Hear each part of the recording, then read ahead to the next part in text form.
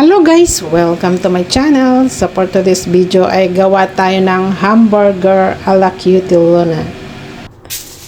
So mayroon tayong burger bun. Yan, so ilagay natin sa ating oven. So painitin lang natin konti. So habang painitin natin yung bread, so magprito na rin tayo ng egg at saka yung pork patties.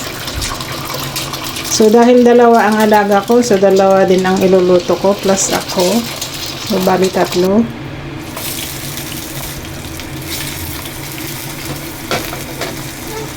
So para sa kanila na lang yung patties, nag-skip ako ng patties.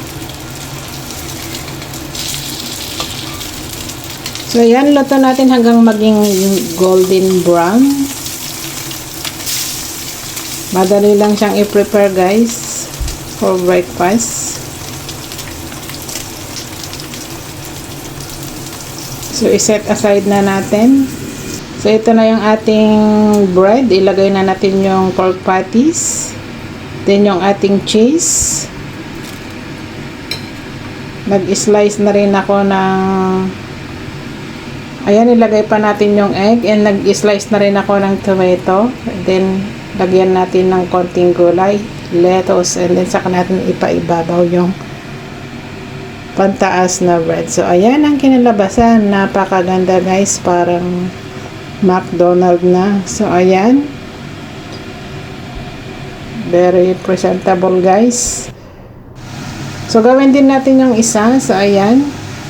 Ganun din. Ulitin lang natin yung procedure. Ayan, i-toppings din natin yung cheese, egg, then tomato, then yung lettuce, then tapos na. Lagay na lang natin yung ating pang ibabaw na bread. So, ganun lang kasimple guys. So, meron na tayong pang breakfast or pang merienda. So, ayan, nagustuhan nga ng mga alaga ko guys. So, simbot nila lahat yan. So, tinatanong ni amo ko kung naubos nga nila. Sabi ko, oo.